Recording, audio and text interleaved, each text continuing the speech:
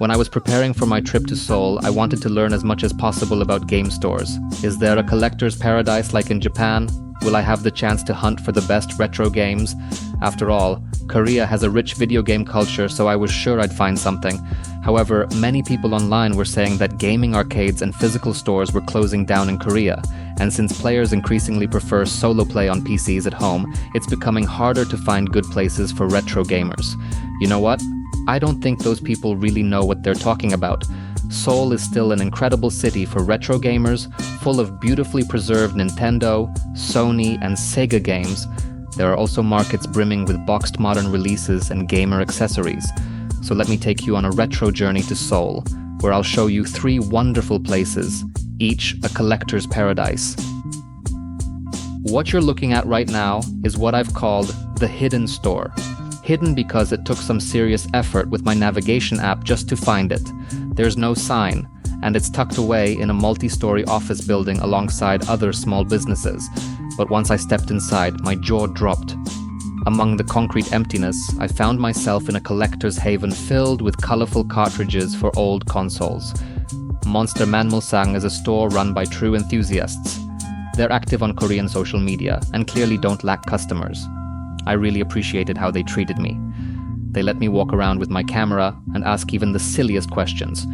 One of the employees spoke English, which made communication easier. At the end of my visit, they even invited me to see the back room, which I'll show you.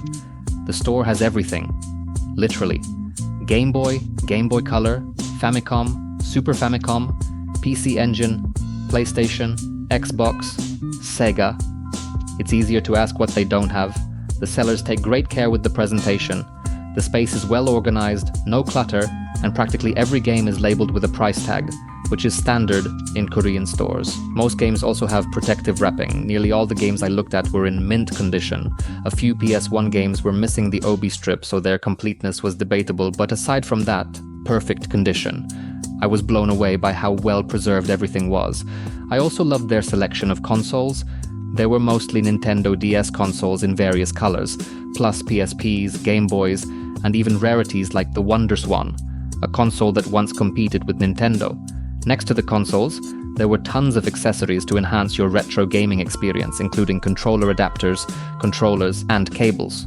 Some of the handhelds were modded, and I couldn't resist buying this Famicom-style Game Boy Advance for $169. The sellers even powered it up in front of me to check that everything worked.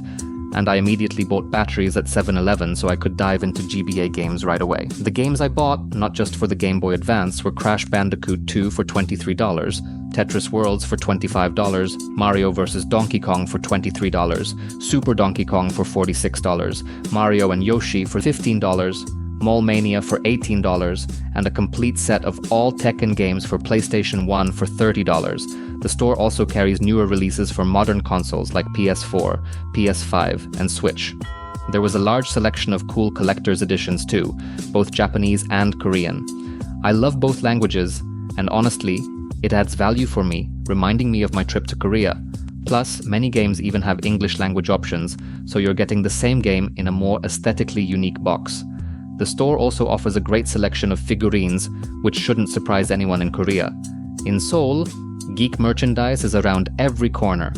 If you feel like assembling a Gundam or displaying a sleek Dragon Ball figure, this is the place for you.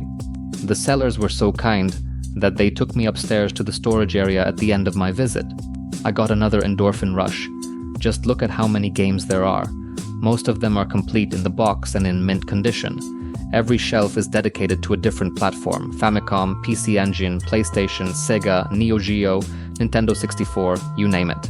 A fun fact, the seller showed me a Korean edition of Super Mario World for Super Nintendo. I felt so well taken care of and hope that other tourists will have the same luck in finding this hidden gem during their trips to Seoul.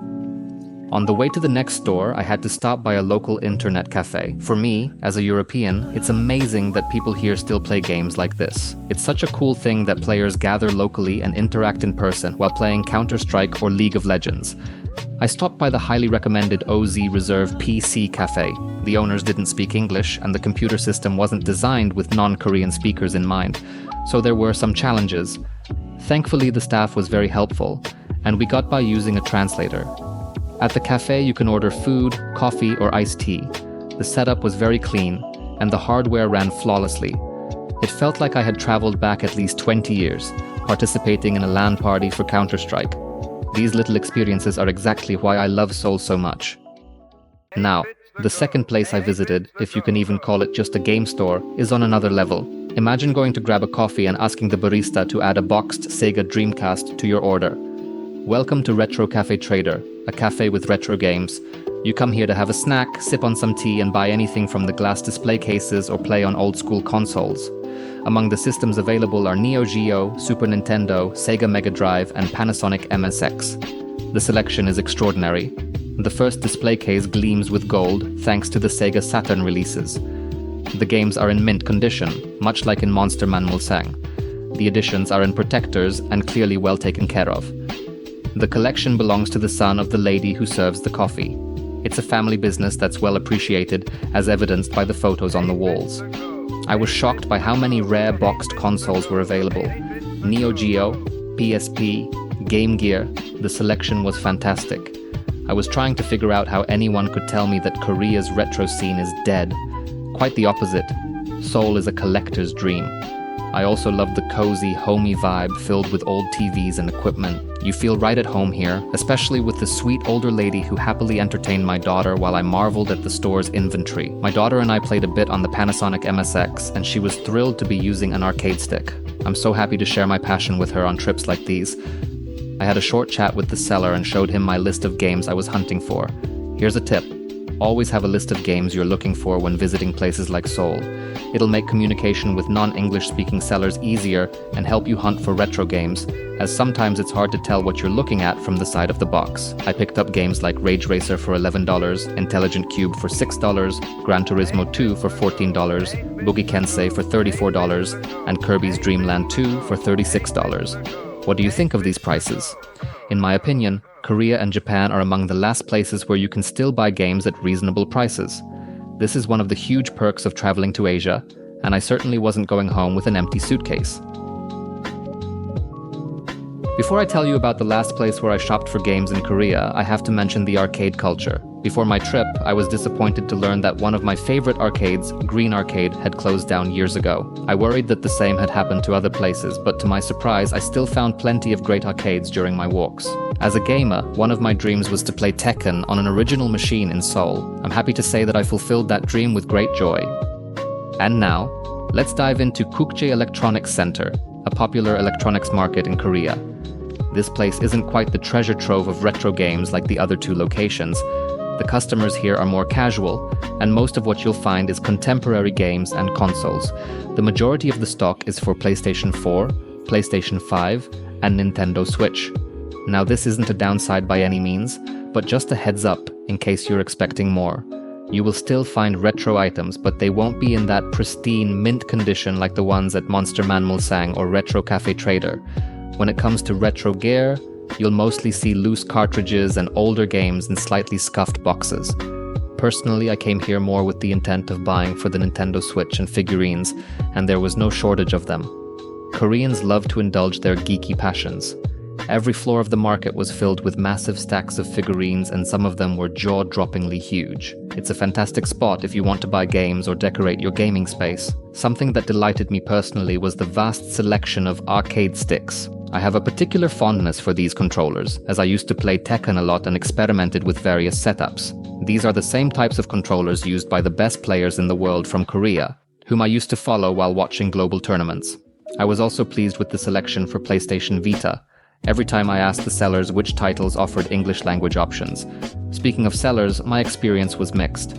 Initially, my excitement dropped when one seller saw me with a camera and immediately assumed I was some secret spy recording his products for malicious purposes. I had no idea where that reaction came from, especially since I always make it a point to politely ask if I can record the seller's games. Thankfully, just one stall over, I met a very friendly seller from whom I bought Yakuza 3, sealed with a booklet in Korean, X-Blaze, a Japanese visual novel for the Vita, and something that was a major nostalgic trip for me, Beyblade in a large box with an original physical Beyblade inside.